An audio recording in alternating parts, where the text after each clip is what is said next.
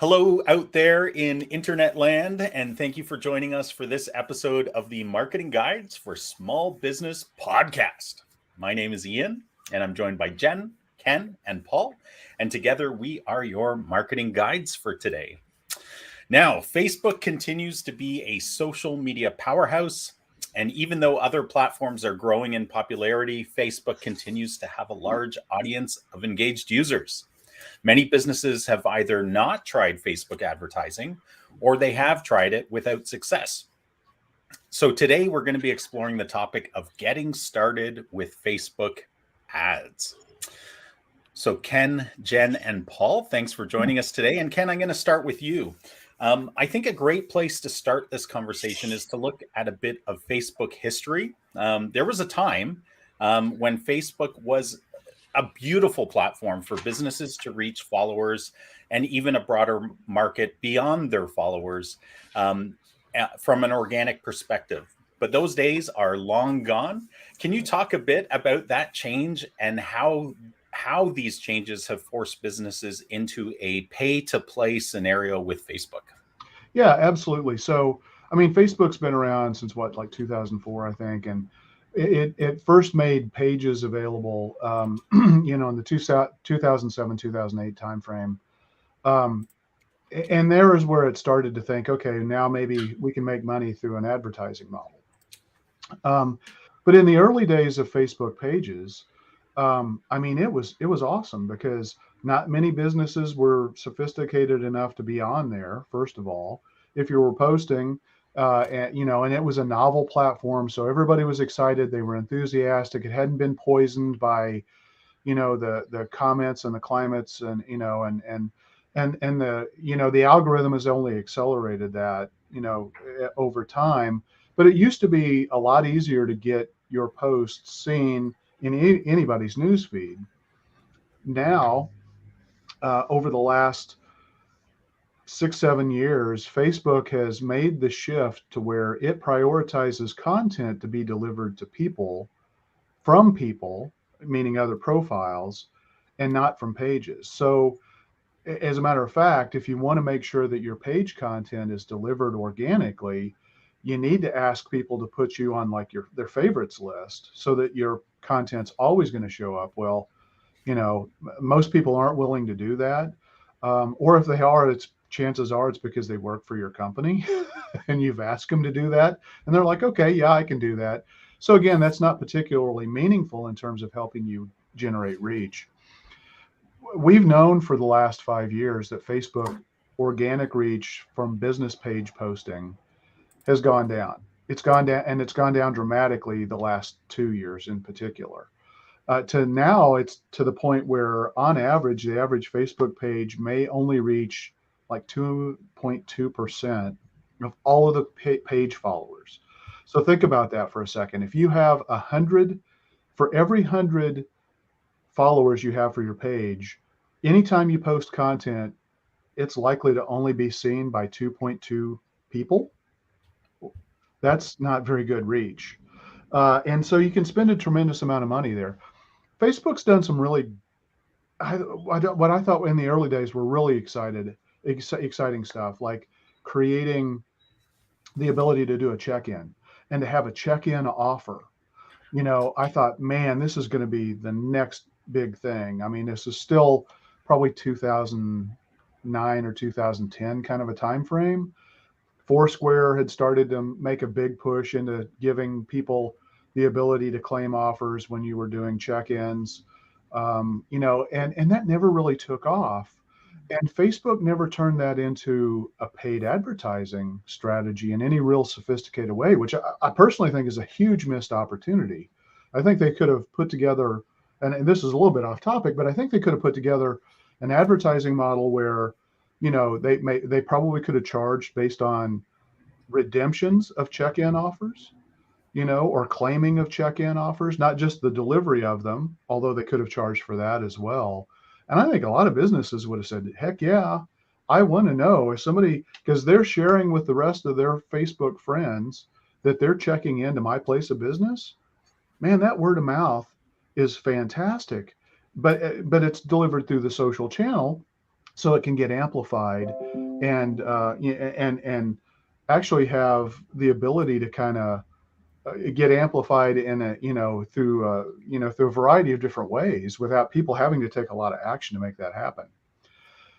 Long story short, the Facebook algorithm content is delivered to people based on what they say they like or are interested in, how much content do they engage, from your page, and things like that. And that's what's prioritized. So, when we talk to people, they really have no idea how Facebook organic is working. And it's like, okay, well, you got 5 people who liked that post.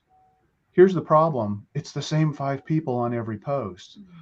So you're only reaching like that 5 to 10 people on a regular basis. And any one given time, 2 to 5 of those people are going to like or share that post. But it's really not getting out to the rest of your followers, let alone all of the rest of the Facebook community. So how do you overcome that? Well, a couple of things. One is you can work on an organic strategy, and it can help. And an organic Facebook posting is still critical. It's a place where people go look and see if a business is still in business and active and viable. So daily posting is probably still a really good idea for most businesses, maybe even twice daily posting. It also, a lot of people think that it actually trains the Facebook algorithm, in a favorable way for your business because you're actively posting. Even if you're not getting a lot of engagement, at least it sees that you're actively using the platform on a regular basis.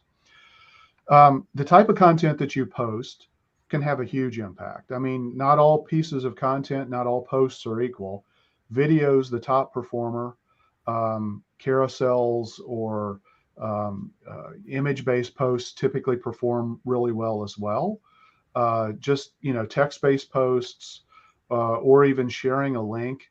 Like if you want to share a link to a YouTube video and you share that as a link to the YouTube video, and it's not a Facebook video that you upload and put on your Facebook page, you're talking about Facebook video directly is going to be probably 12, maybe 15% of the people who, on average, across all brands and pages and whatnot, to reach the people who follow your page.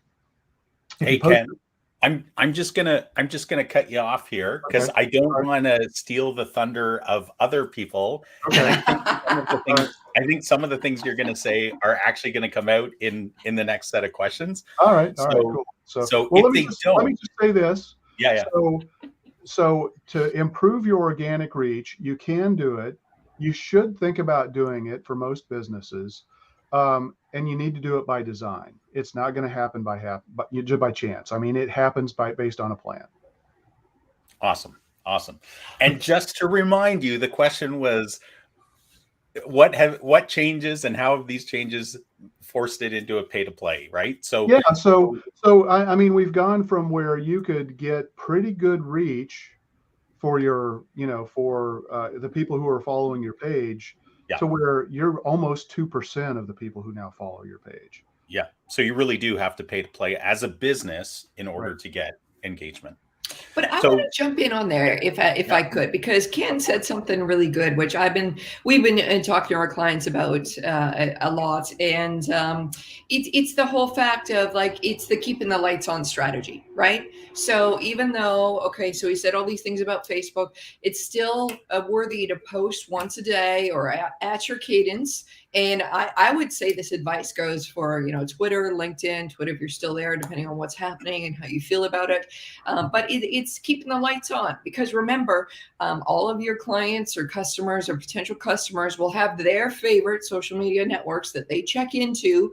And it's important for when they go there to see that you are alive and an active business. So I just wanted to give more support for that as well, because it may feel like futile, but it's worth it. It's keeping the lights on. That's all it's there for. Yeah. And just one last point on that. If you're not posting on a regular basis, you're going to let people draw their own conclusions. And if your last post was 6 months ago, they're going to say, I wonder if they're even around. I wonder if they're If even you're in still in business. business. Yeah. And they, there's so many other opportunities and so many other businesses in most cases that they'll just go to somebody else. Yeah. I don't Yeah. like creating communication voids. Yeah. Well, and hopefully people that have listened to this podcast a few times understand that all of us on this podcast really do take a strategy first marketing system approach to creating marketing that works for businesses. So um, as part of that, you have a content plan, right? And one of the areas in which you create greater exposure for your content is through social media, and Facebook is one of those platforms that people do engage with your content on. But yeah, we'll have to have another conversation sometime about the organic side and can you gamify sharing and that kind of stuff in order to get people to get more engaged. But Jen, specifically related to actually, this isn't really just about Facebook ads, this one question, but is Facebook, with all these changes, is Facebook still relevant today for businesses trying to reach people? And I think in some ways we've answered that a little bit, but maybe you can expand on that. Sure. I mean, I think so. And again, like with the caveat that every client's going to have its own personal love-hate relationship with different social networks, right? So some people are going to go, there's no way we're going on Facebook. But you also have to remember, it depends on what it is that you're selling. Is it a great channel for you? That whole thing. So based on, let's pretend that, yes, it is. I've got some stats here that will support why Facebook is still relevant today. So like it or not, there's a massive market share that Facebook has. So a couple of stats here.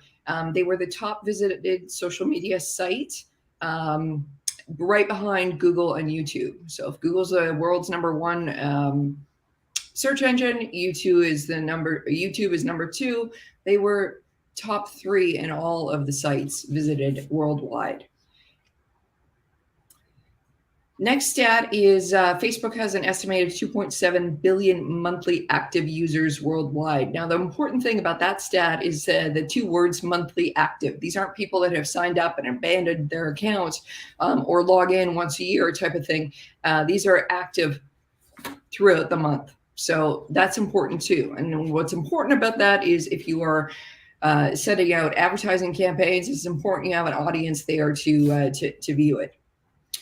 Facebook ads, they do have powerful targeting capabilities.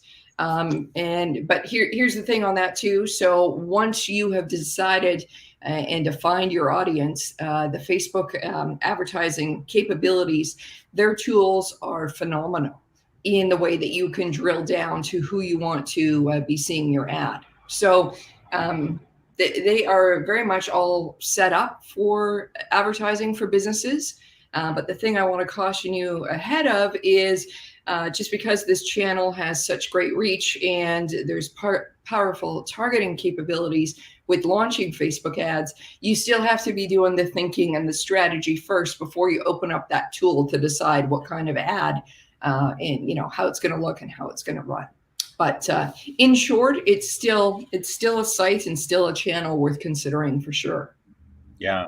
And Jen, you brought up an interesting concept or thought there in that you were saying, you kind of started off by saying, customers have or businesses have their own preconceived ideas of which social channels they should be on as a business because that's what they personally like. And we've talked about this before that is not a good criteria for a business. You need to actually, again, it's helpful to have a marketing consultant help you because they do not come with preconceived perceptions. They actually come with the data that supports what you should be doing. Because one of the things I've noticed, and specifically with Facebook, obviously TikTok's been gaining ground, Instagram's a powerhouse as well. But I'm always amazed that when you look at the demographic breakdown of Facebook, most people think Facebook's just this echo chamber of bad ideas, right? And that's true to some extent, but not true as a whole. They also think that it doesn't reach certain demographics, but when you look at the demographic data, it's always shocking because younger generations actually do use it. And the most amazing thing I think that we've seen a trend probably over the last 4 to 5 years is seniors are now super involved in Facebook because that's where their kids and their grandkids are, and that's where they share pictures. And yes, they can go to Instagram as well, but a lot I'm always amazed that that you can reach the demographic you're looking for most likely, but use the data, don't use your preconceived ideas. And just jumping in on that, seniors today were around when the internet started. So yes, they do know how to use this, Right. technology, right? So Yeah. let's remember that. That's a good Yeah. point. I do want to say one thing though, Ian. I mean, so it's like, don't make the assumption that all marketing companies are going to make the best decision for you and that they don't have their own biases, because there are very specific companies who all they do is Facebook ads. For sure. Yeah. And maybe they're a good company to go with if you have validated that Facebook is absolutely the platform that you need to be investing your advertising dollars on. But do a little bit of research, and it's never about, and again, you're not going to come to that conclusion if you skip through the strategy process. Yeah. I'm always amazed too, and maybe this is pulling out dirty laundry in the business area, but I'm always amazed when myself or one of you guys is, a business comes into your purview as a competitor in quoting, right? And then you go to their website, and they're a total social media business. That's all they do. Right. But a lot of them will use verbiage that talks about creating an overarching strategy for your marketing and all of these types of terms, and being conversion focused and branding and all that. And I think it's very confusing to business owners, because what it's talking about, if I were to kind of put it into two camps, you have the overarching big picture strategy of marketing that we talk about on an ongoing basis, and creating a system that works within that. And then you have kind of these micro strategies within that we also do and we also recommend. But sometimes when businesses are looking at potential agencies to help them, or vendors to help them, they see these words and it's like, yes, that's the buzzword I was hoping for, but they're talking about micro, not overarching, right? Have you guys seen that as well? All the time. It's a pet peeve of mine. Yeah, mine too, because I mean, my favorite is I lost a deal to a company who all they do is Facebook ads, and it's a water damage restoration company.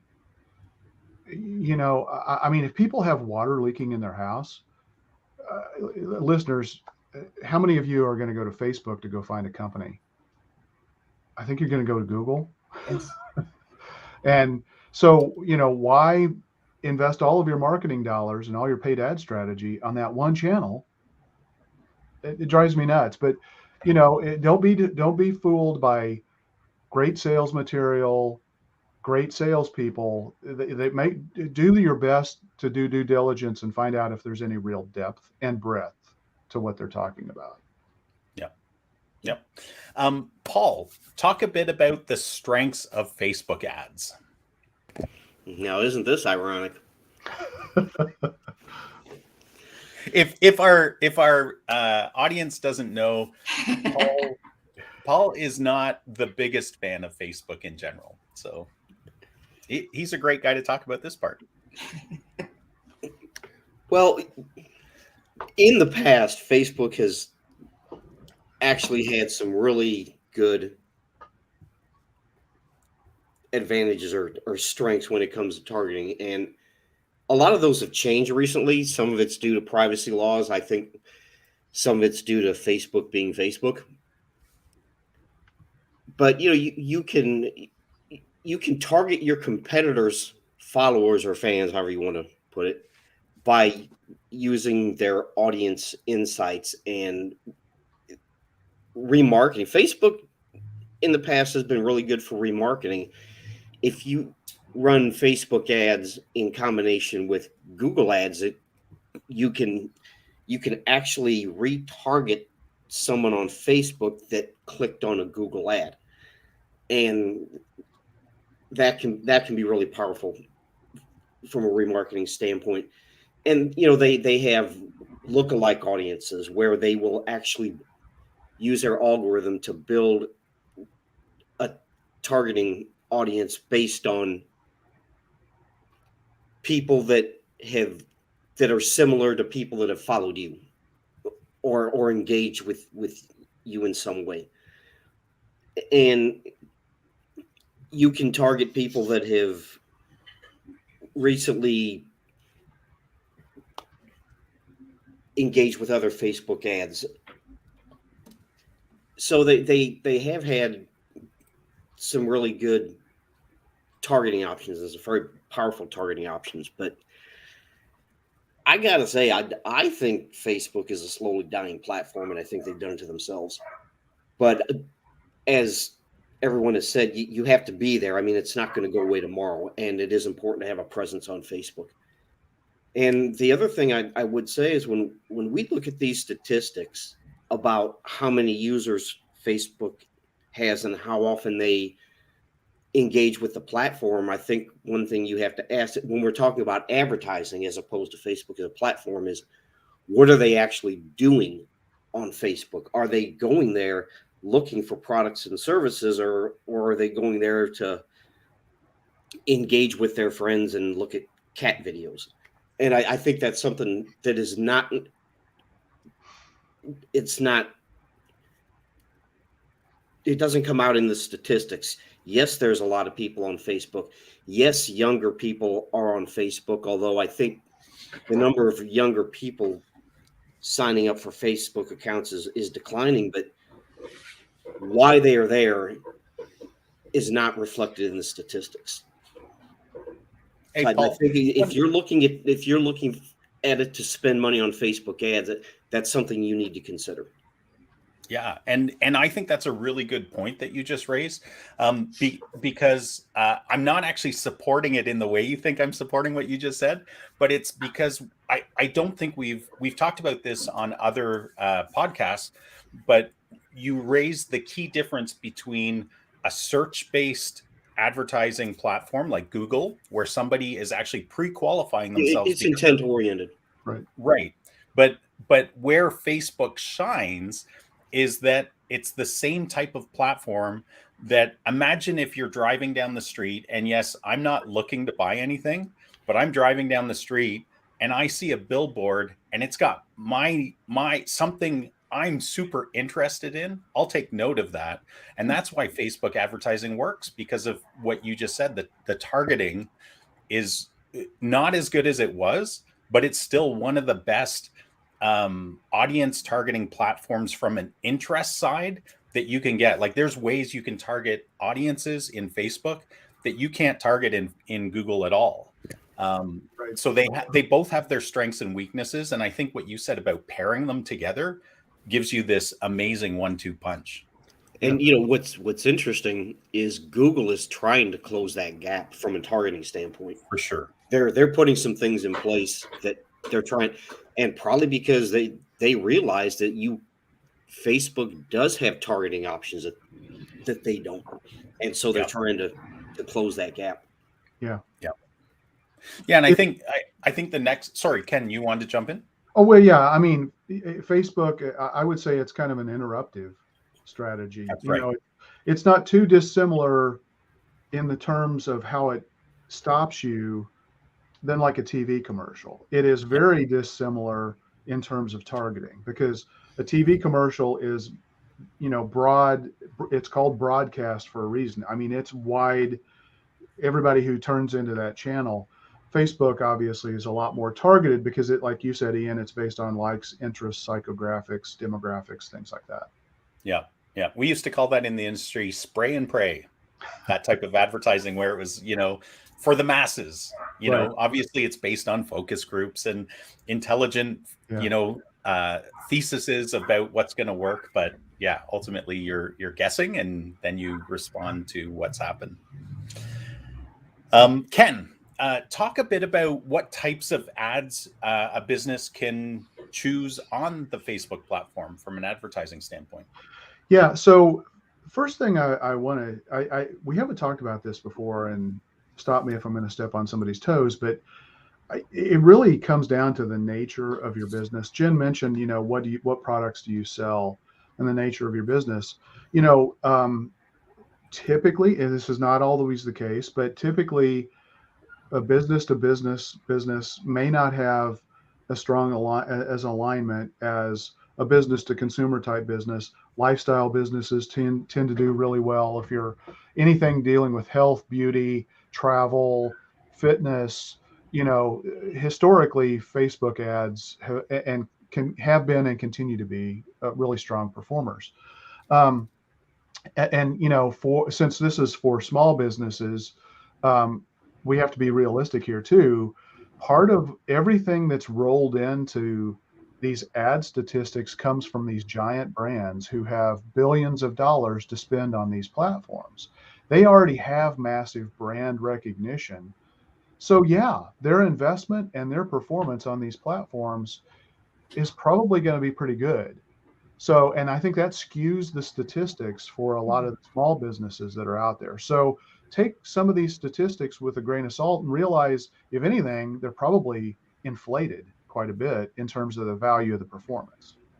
Now, having said that, are you saying that a platform would inflate their statistics just to get you to buy into it? That sounds horrible. I don't think it's necessarily the platform. I think it's all of the researchers who talk about the use of the platform. Right. They never talk about the fact that a company like Coca-Cola or Nike is going to spend billions of dollars on ads on, social media platforms.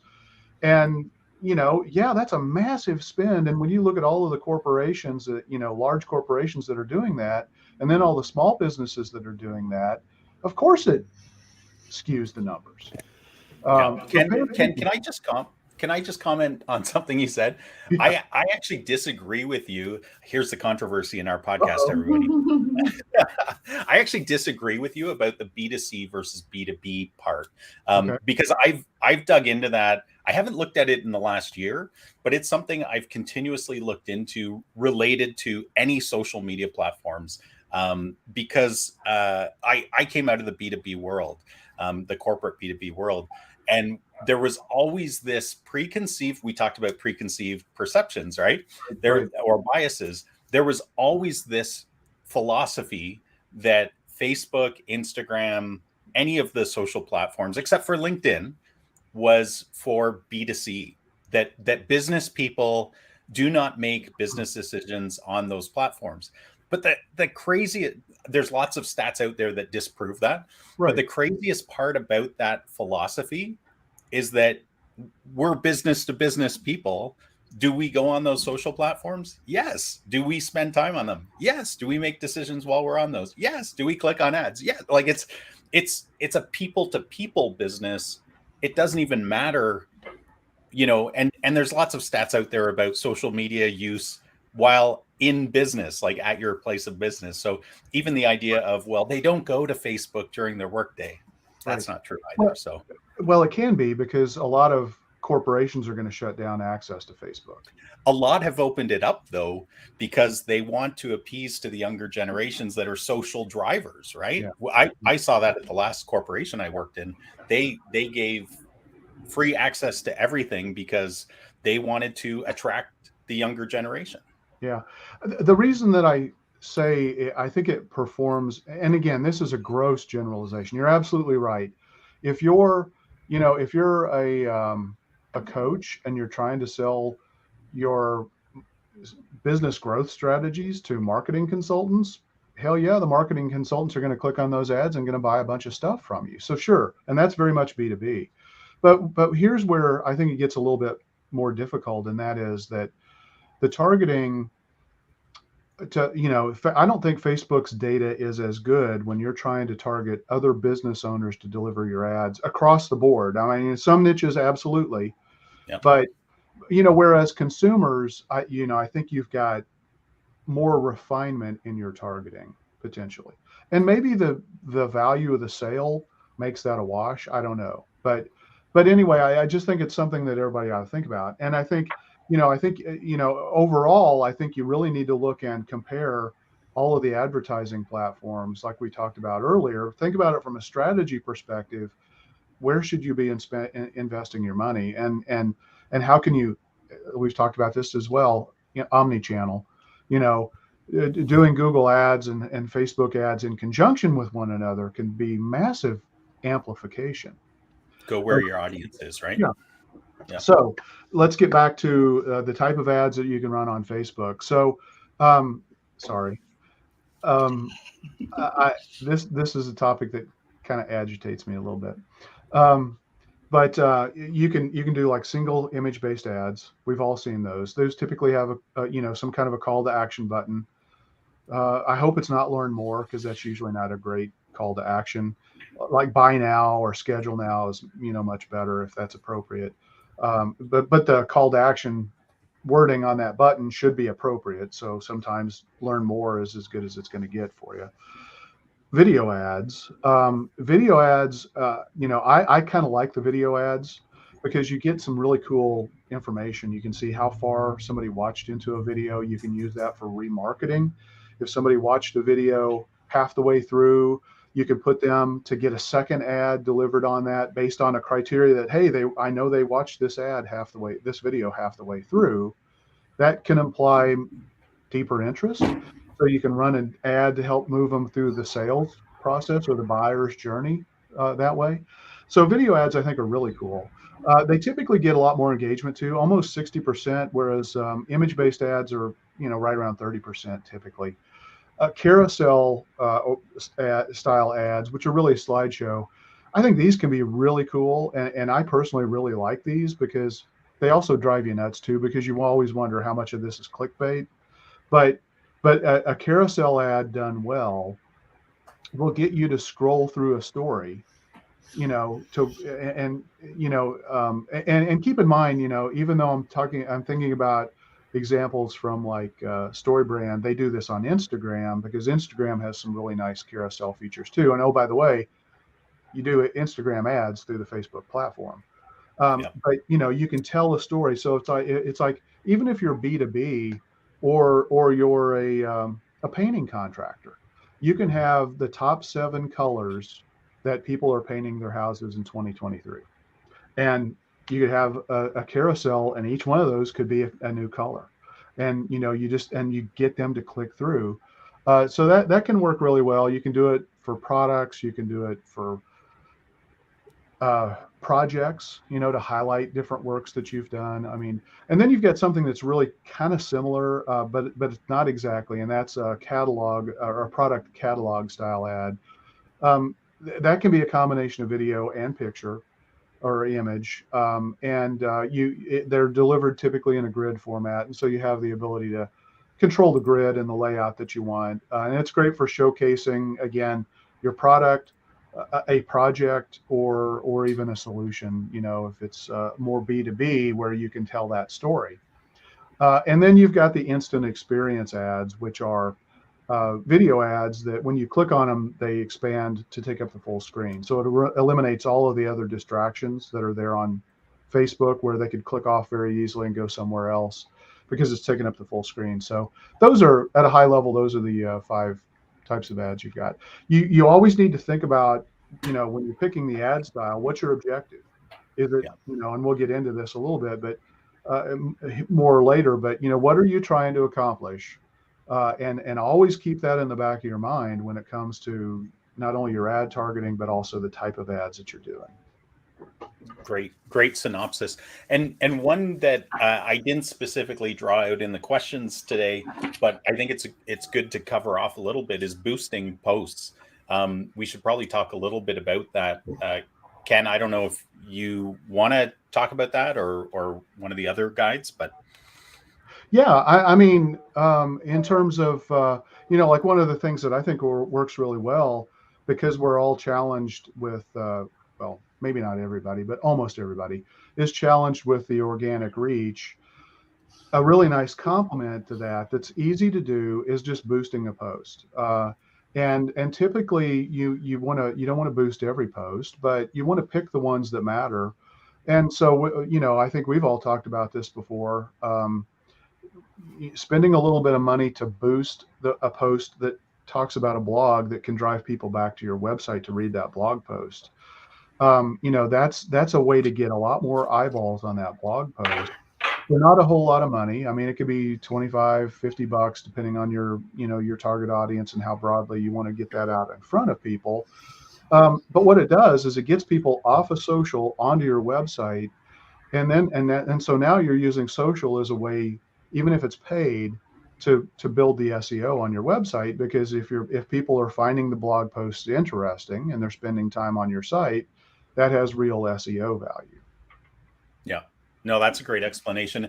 And for our businesses out there, just remember that there's a huge difference in what you can do with a boosted post versus what you can do on the ad platform, like the targeting available, what you can do as far as audiences you can choose, all that kind of stuff is very much diminished, because what you said, Ken, is absolutely true. It's like an easy button to basically repost an ad or an organic post, and Facebook will tell you all the time to boost your post, right? So don't see that as a alternative to the true Facebook advertising, but I agree, it can be a great complement to your content strategy. And some businesses like restaurants, I mean, spend a couple of bucks to boost your post of the special of the day. It's an easy, quick platform. You get in, you get out. You don't have to spend a lot of time. You don't have to have a lot of deep expertise in terms of targeting. You just want to set a radius. Anybody that's within a 3-mile radius or whatever, let them know I've got this special of the day going on. Boom. That's a perfect use case, I think, for that. Yeah. Great point. Jen, what are some tips for getting the most out of Facebook advertising? I've got a whole list of tips here. So, and Ken did go over some of them, but hopefully I have some on the list that are a little bit different, and jump in if there's anything that you would like to add to this list. So some tips for getting the most out of Facebook advertising. And this has to do more with, as I go here, a little bit on the list side and a little bit on the creative side. But for sure, as I start to give you a list of these ideas, just don't think that you can set it and forget it. I guess that is the one thing you can't do with this. So a couple of tips here. So number one, combine Facebook ads with content marketing. So still keep up your blogs and your articles and that kind of thing as you're linking them to Facebook advertising. So just like Ken talked about, boosting a post, boosting a blog post, that kind of thing, that's what that means. So don't stop your content marketing in favor of your advertising. Combine them both, and you can get a lot more runway out of both of them. Number two, you guys are going to love this. Use giveaways and contests. Now, this is not a personal recommendation, since I am not a person that enters contests, and I just want to win and never do. So, anyways, so that's what's kind of funny about this. So this is a list of other folks and other target markets are very, very motivated by giveaways and contests. If those types of people, and if that falls within your target group, absolutely use those. Can I jump in real quick? Sure. So I don't know if this is a true thing still or not, because it's been a couple of years since I've looked at it, but it used to be that the number one reason why people would like or follow a business is because they were looking for a deal or a discount or something, or or an offer or something like that. I don't know if that's still the case. We ought to check that out and see if it is. Yeah. But that was, so it is a big factor. At least it used to be a really big factor. Yeah, no, absolutely. And I'm just making fun about the contest thing. Don't adjust your strategy. They can work, people. This lady won't enter your contest, right? So number three. That's right. Our odds just went up, guys. Yes, that's right. Go for it now.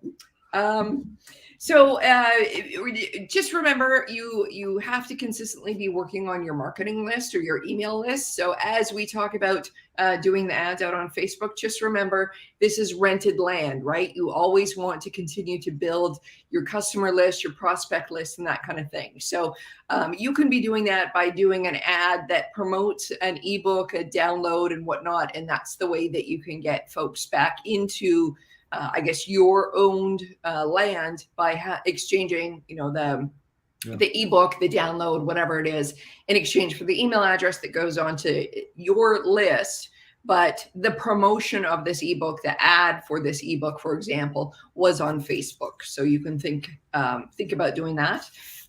Ken talked a lot about video ads, and the neat thing about that is you can really see where folks drop off. So for version 2, 3, 4, you can see where the interest waned and what you can do about it. So it might mean shortening the ad. It might mean a reshoot, to be quite honest, depending on what the data tells you. Number 5, create Facebook and Google ads. So even though we're talking specifically about Facebook here in this podcast, don't neglect the other platforms in order to have your advertising go out on. And then number 6 is utilize Facebook mobile ads. So just remember that mobile is a significant source of traffic, and you got to make sure that your advertising does display on mobile. So there's six recommendations there for Facebook advertising. Those are great. And yeah, I think Ken mentioned this earlier, but to me, it's just part of the platform. That if you're going to advertise on Facebook, assuming that the audience is suitable, you're always going to choose the option to advertise on Instagram as well, right? Like you've just broadened your audience significantly. So, even though we talk in this podcast, we're talking solely about Facebook ads. It's the same platform. You're setting it up once, and it can be delivered on those two platforms. Paul, what are some common mistakes or pitfalls people should avoid when advertising on Facebook?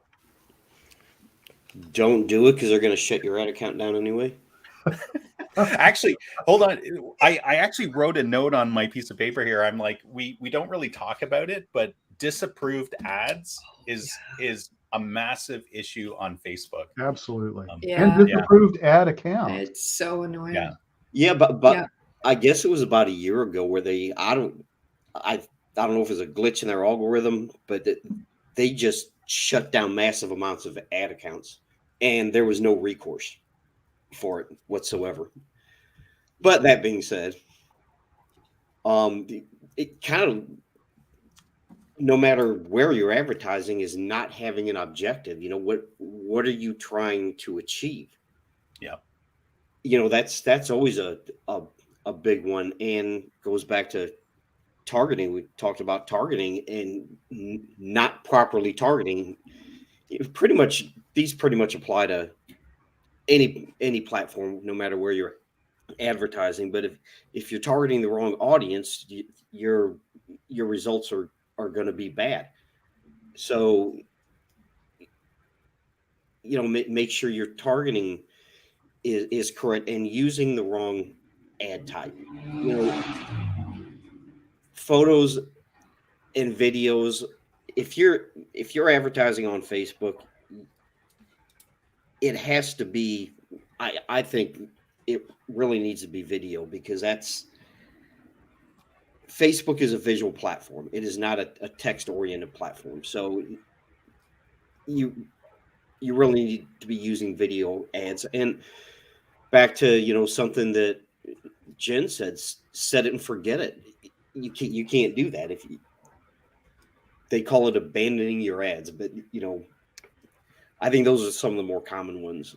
I mean, there's probably others, but to kind of piggyback off of that, Paul, the ad platforms are going to reward you if you go in and continue to optimize and try to improve the performance of the ads, because they want to deliver. The way they make money and stay in business as an advertising platform is to try to deliver the best results they can for a business. And so they have some incentive to try and incentivize you and reward you to continually optimize and improve the experience for everybody, for yourself as the advertiser, for the platform, and also for the people who are receiving the ads and that are being delivered. They want those to be as contextually relevant and viable as possible. Yeah, and one thing that I will say that's probably unique to social media ads in general, not just Facebook, is using it only, advertising there only as part of your your sales funnel, because a lot of times it's about brand awareness. Like, Facebook, YouTube, people, Ken said earlier, it's disruptive advertising, and it is, and it's not intent oriented. So a lot of times when you're on advertising on social media platforms, it's about brand awareness as much as anything. And I think that's something to keep in mind. Good points. We didn't really, when we were talking about the different types of ads, there was a few we didn't cover, but one that I think I'd like to draw out specifically related to a pitfall is lead ads. Lead ads. So for our audience, almost every advertising platform out there, Google, Facebook, you name it, they're trying to not, they would prefer that you as an advertiser not send traffic away from their platform. Right. As an advertiser, as we talked about earlier, we want to send people away to the platform, to our own platform, our website, where we can own the conversation and own the relationship by getting a form fill. One of the kind of meeting of the minds or whatever, an in-between option is a Facebook lead ad, where you actually have a form connected to on the Facebook platform connected to that ad. And so part of the pluses to that is that you usually get a better response rate for people filling in the form because it's right there. Part of the cons is that it's not always easy to connect the data from the form to the platforms like your CRM or whatever you're working on. Facebook's made some moves to help with that. But unless you're, Ken, you and I and Paul used a platform that has a direct connection to the lead ads, which is really nice for the CRM. But for many people, like basically, it won't even ping you that somebody's filled in your form. You have to go self-serve and like set a reminder every day to go in and check, and somebody responded. Maybe I should get back to them, right? Like it's a flawed system in my view, but yeah, that's a great point. In many of our podcasts, we talk about the marketing hourglass as a framework to understand how buyers are on a journey, how they need to know your business, to like your business, to try your business, to buy from your business, and then repeat that purchase behavior and then refer to the business. I thought it would be interesting just to talk a little bit about that. So Ken, can you share how a business could leverage Facebook ads for the first three stages, the know, like, and trust? Yeah, so I think when you were talking about the lead ads, I think that teed up part of this really well. And Jen mentioned this as well, which is an absolutely brilliant insight. And I hope everybody listens to this. Wow. And that is, you don't want to build your business on rented land. And a Facebook lead ad is a great way to get contact information so that you have a list that you can continue to market to and nurture, to either get them to ultimately buy or to get them to buy from you again if the initial lead ad was to make a purchase, or very closely associated with that. So the lead ads are great strategy for a list builder.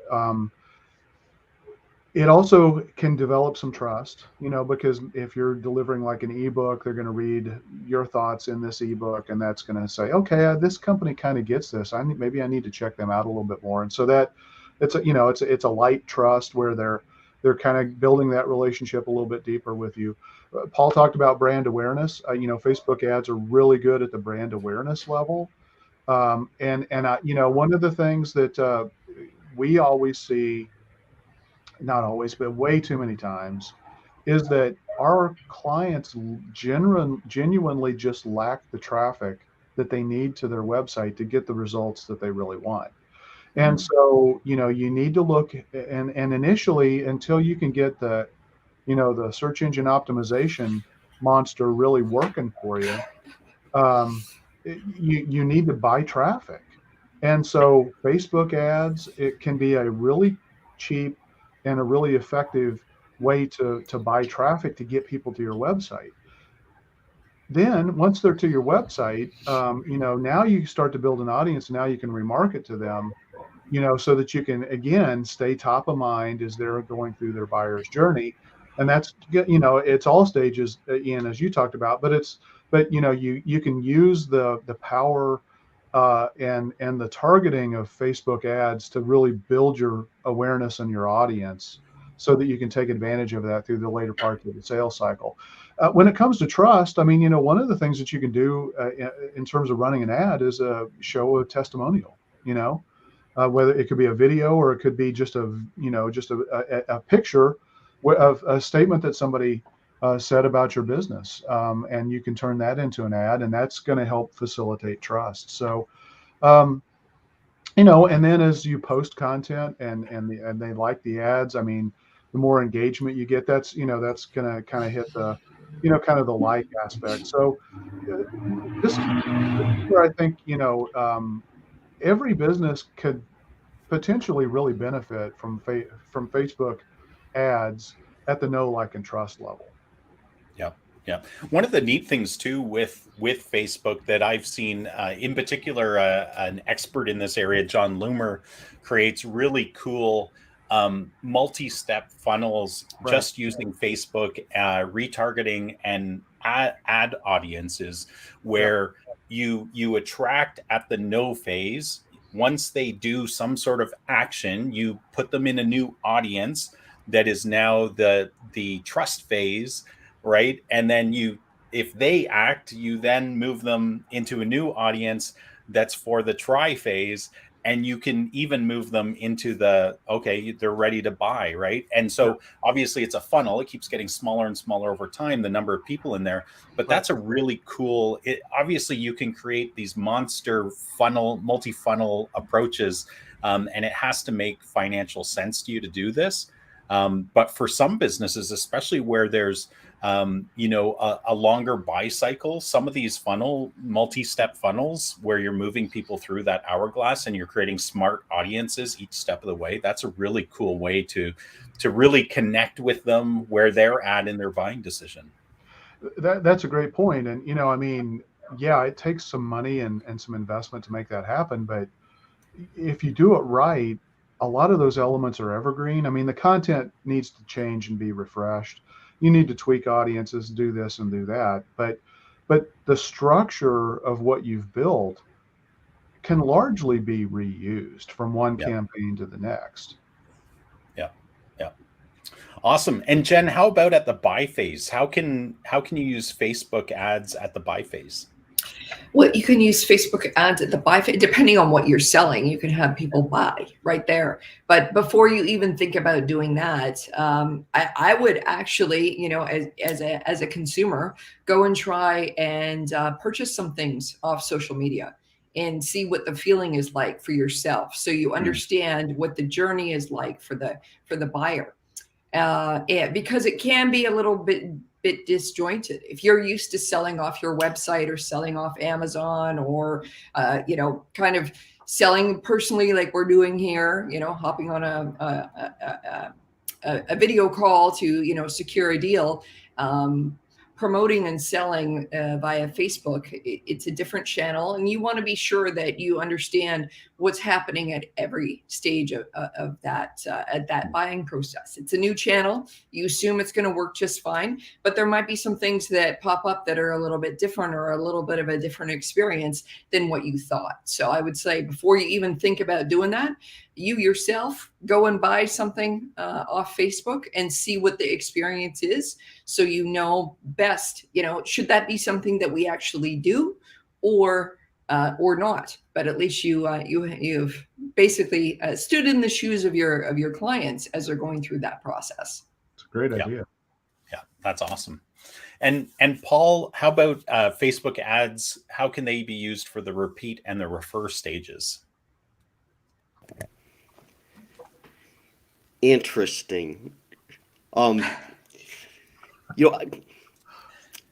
don't think Facebook is the best platform for that, because you have to build engagement. You have to build your tribe or your audience, so to speak, and you have to engage with them. And, I guess getting Facebook reviews would indirectly help with that. But be honest, I really don't think that that's going to take a lot of investment, time, and is that the best platform to do that? Because in order for people to refer you, repeat business, well, that would be retargeting. So let's go with that. But in order to get people to refer you, that requires building that trust and, having that connection with people. And you would think social media would be a good platform to do that. But that's going to take a lot of, even though it's social media, it's really not that one-to-one connection that you have directly engaging with people. So I think that's going to require a lot of investment of time to do that on Facebook. And Ian, you probably disagree with that. So jump in there. And what are your thoughts? Yeah, I was just going to say that one of the things you can do is you can actually now use a custom audience type, which is an uploaded customer list. And I think that's a fantastic way to upsell, cross sell. Like if you're a dentist, you can promote your teeth whitening with people that are already your patients, or you can promote dental implants with people who are already your patients. So I think there are opportunities to do that in a highly targeted way that aren't really onerous to do, because there are opportunities there. Yeah, Well, I do. From Sorry. the repeat stage, yes, absolutely. Yeah. Refer is tough. My challenge comes in the refer part of it. Right. Using Facebook is to get people to refer you on Facebook. Well, Yep. especially through an ad strategy. Yeah. I mean, organically, yeah. I mean, there are networks out there, local buying groups and local networking groups that you can jump in and they actively try to refer each other, but that's organic. That's not a paid ad strategy. So I think in terms of the refer, I agree. I think it's challenging. And Ian, I absolutely agree with you. Upload your list, use Facebook to build your list, own your list, keep it active and valuable by sending regular emails and or text messages, as we've talked about before, because it's a natural cleansing of the list and it keeps people engaged. But then take your list, upload it, and you can use that uploaded list specifically as the targeting criteria to deliver an ad to, and people, you've already removed the barrier. They already know, like, and trust you because they've been a customer. So it removes a lot of friction to get them to buy from you again. So for the repeat stage, I think Facebook has potentially a pretty strong play. I will just, tell you, consider the cost of running a Facebook ad to do that versus continuing to leverage your email list or I think even better, a text message marketing list if it's appropriate. Yep. Or do both. The ad cost would be so low, right? Because depending on your customer list size. Right. So Right. Yeah. Go ahead. As someone that has never clicked on a Facebook ad in their life, I will say that I haven't. I really haven't. But I do think for certain types of businesses, lifestyle type businesses, Facebook can be effective. If you're a gym where people like to brag about how much time they spent at the gym and they're going to put something like that on Facebook, I think for lifestyle type businesses, Facebook ads can be effective. Well, but and I'm glad Ian brought this up, and he also brought up the lead ad. I think the lead ad strategy is a really good way for a B2B business to leverage Facebook. It's not maybe to get them to make a purchase, but it's to help you build a list so that you can do more with it. Because, most businesses, most B2B businesses, not all of us, but many of us have a longer sales cycle. So owning and controlling a list and using that, to build a relationship and nurture people, can be a powerful thing. So Ian, I'm glad you brought that up because I think that is a really valuable way for B2B to leverage Facebook ads. Awesome. Any final thoughts, guys? I know we're right down to the line of time, but any final thoughts on Facebook ads? Oh, I have one that occurred to me. if you're advertising on any platform, make sure you set up the metrics. So in Facebook, you have to set up a pixel, it's called, on your website where you're sending people, and you need to track the analytics of, some of the key analytics. But ultimately, you're looking at the return on ad spend, right? What am I getting out of how much I'm spending each month? So that's just something that occurred to me that don't forget. And having said that, don't realize that it's going to be 100% accurate, because we've talked about this concept with Google Ads where it's an assisted conversion. It's a way to get people who are wanting to buy from you, but maybe not quite yet, get them onto your website that first time. And so it may not register that the Facebook ad is what actually ultimately got to the client to the point where they knew who you were, went to your website, and ultimately made a purchase. Good point. Yeah. Anybody else? I think I said enough. I would just say I think that Facebook ads are probably best as a top of the funnel kind of thing, brand awareness. The conversion rate of Facebook ads is not good for most businesses, but from an awareness perspective, I think they can have a place in your overall strategy. My last 2 cents would be don't get emotional either way about the channel, because maybe you're leaving prospects and money on the table. So evaluate the channel, in this case Facebook, as are my people, are my potential clients there, and then make a decision based on that. That is an awesome place to wrap up. Thanks, everyone. I thank you, Ken, Paul, and Jen, for sharing your thoughts on this vitally important topic. And thank you to our audience for joining us today. I hope you found this topic valuable. If so, please share the link with other business owners. And until next week, keep calm and market on.